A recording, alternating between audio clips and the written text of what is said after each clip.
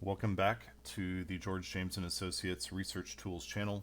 My name is Stephen Lee, and in this short video, I'm going to reword an abstract of mine that I wrote. Let's see, this is probably within the last year, and I'm going to make this abstract better.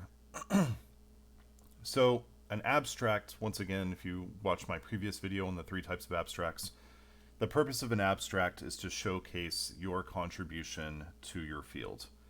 And the entire purpose from a reader's standpoint, largely a researcher standpoint, is to get a grasp of what your paper is about by reading the 150 words or so that you include in the abstract. So when I'm researching, and I research every week, and I read through, I want to say I read through between 10 and 20 articles a week, and I skim, I don't know, I skim probably at least double that. Because a lot of articles that I skim and I read the abstract and maybe skim the paper don't make the cut for whatever my research question is in my own research or whatever question I'm trying to answer. And the way that I shop papers is by reading the abstracts. So I read quite a lot of abstracts. I might read as many as 50 in a week. And so the abstract then has to fully inform the reader as to what you're doing in the paper. And if you leave important parts out, then maybe that's a missed opportunity for your work to be cited by a published work in the future. So what you want to do is you don't want to just cut and paste, as I indicated in my last video. You don't want to just cut and paste parts of your paper into the abstract. It's very lazy writing. But instead you want to reword, and you really, because it's a different focus of what you're doing with the abstract. You're essentially writing a mini paper in 150 words. And so just cutting and pasting parts from the main text into the abstract doesn't do a good job of conveying that. It's very cookie cutter, and it seems very choppy. So with the abstract, again, many journals, the lowest word count that I've ever seen is 150 words. There's usually not a minimum, but the lowest maximum word count that I've seen is 150 words. So for that reason, rather than trying to trim down on the fly when I'm about to submit to a journal, I aim for about 150 words. Some journals will have much larger word counts, right? 250 words, 500 words, whatever it is, or they may not have one at all. And so what happens then is your abstract boils down to 6 sentences essentially. So the research question in the first sentence, the situating your contribution into literature is the second. The third is moving from the theoretical framework to the methodology. Fourth sentence is results. Fifth is implications. And finally, 6 is future research. Okay, so let's tackle this abstract, which, let's see, how many words is this? It's good to get a feel for how many words you're currently working with. So 139 words, that means we have a little bit, we can afford to insert a little bit of text additionally into this abstract. Okay, so this paper quantifies the effect of fraud shocks on retirement planning outcomes. Okay, that's a decent opening sentence. We could also put it in the form of a question, maybe something like, what is the impact of fraud on retirement success? Right, that would be good too, because that's your research question.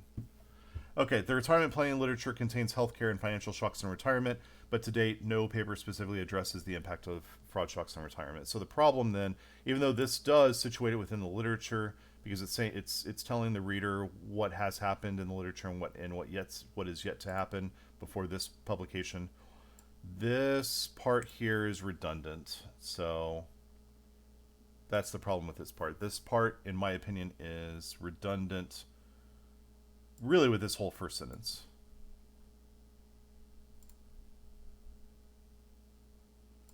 So those two are redundant. So we're gonna have to come back to that. This is very much a reworking. You write something, you revisit it later, rework it, and continue to refine your own writing. Okay, by using Monte Carlo simulations, it introduces fraud shocks with the traditional Trinity Studies 4-dimensional retirement model. This is actually a good sentence, because even though it starts with the methodology, you're really moving from the theoretical framework, which means that this is a model or a theory that's already in the literature, and so I'm building upon that by using Monte Carlo analysis to introduce the fraud shocks within the theoretical framework. So I think that's a decent sentence. All right, so now we get into the weeds. 2 types of scenarios were considered: single instance fraud and serial fraud that occurred annually. That's getting into too much detail, so I think we're safe to get rid of that, to be honest. Okay, a single, because it doesn't add anything to the meaning. If we go straight to the results and we say a single instance of fraud led to an average decline in retirement success, and which I define here by 3%. Okay, I didn't need the previous sentence that I just deleted. I didn't need that in order for people to understand this. So if you don't need a sentence, delete it. Right? There's no padding in an abstract. There shouldn't be anyways. Serial results yielded, and here I could even say by contrast, serial results yielded few fraud scenarios resulting, because I'm changing up the structure, resulting in the retiree reaching the gold standard of 90%. Okay, so yeah, this is too specific. So by contrast, serial results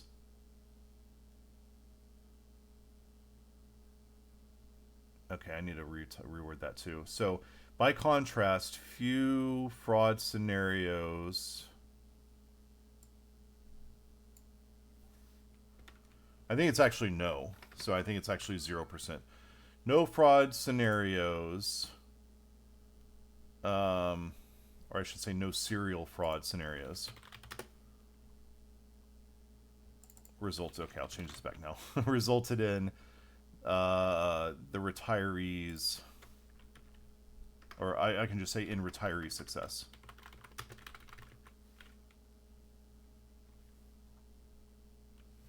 Because here I already defined that, right? Passing away with money still left in the account. So I've already defined success there. I don't need to define it again. So here's another redundancy that I'm going to get rid of in retiree success. Okay. These findings have important implications for financial planning practitioners, but I don't list what they are, right? So that's, again, these last two sentences here are very lazy writing. So fortunately, I have already constructed some language. So I'm actually going to just cut and paste these. Come on. Oh, my computer's being slow.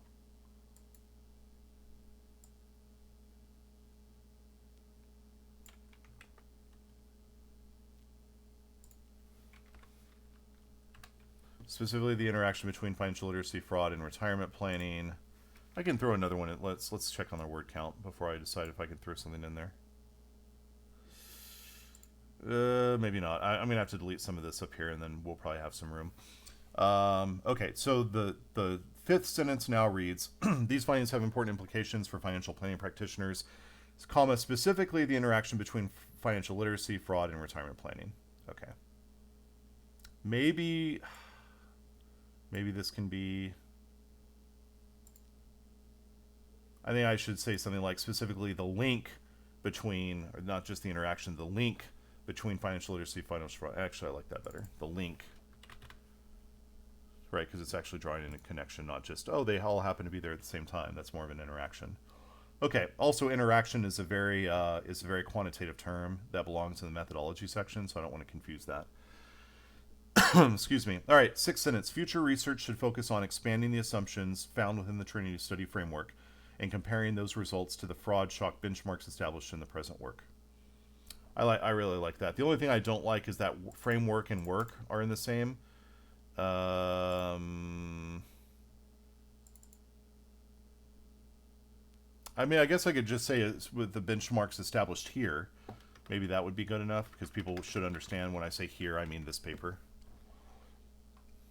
Okay, so then now, otherwise that last sentence is really good, I think.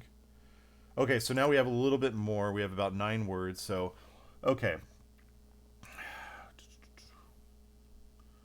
Let me try this. Let me see what happens if I do the actual research question here. So what is the impact of fraud on retirement success? The retirement planning literature contains healthcare and financial shocks in retirement, comma.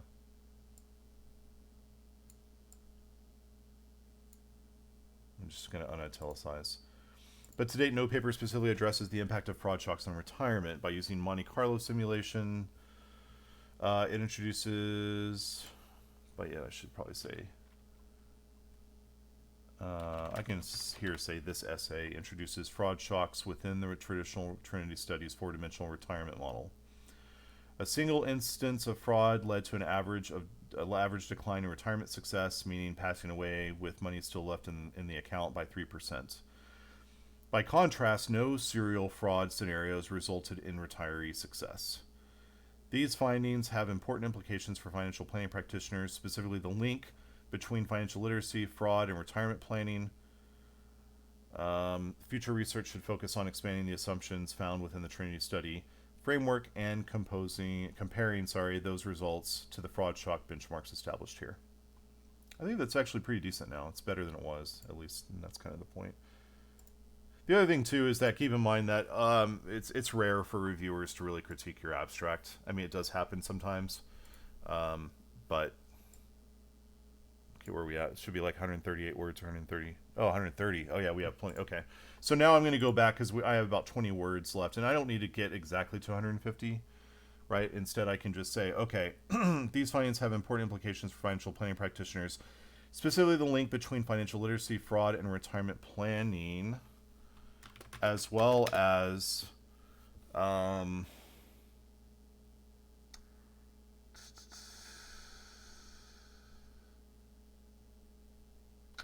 actually, I can't really think of. I'm not going to waste your time by just sitting here watching me trying to think of something else. But what I would normally do probably is I would add to that. I would say like as well as something else, because that way I do have 130 words, which is fine. But yeah, this is good. So it works out to, if you do use 150 words, works out across 6 sentences listed here to 25 words per sentence. And so I think that is pretty good. I think we've done a good job at revising the abstract. It's about 10 words shorter than it was, but I believe that it is a much better abstract. Tune in next time. I'm not really sure which video I will produce next, but expect another video from me tomorrow. And thank you so much for watching, and don't forget to subscribe.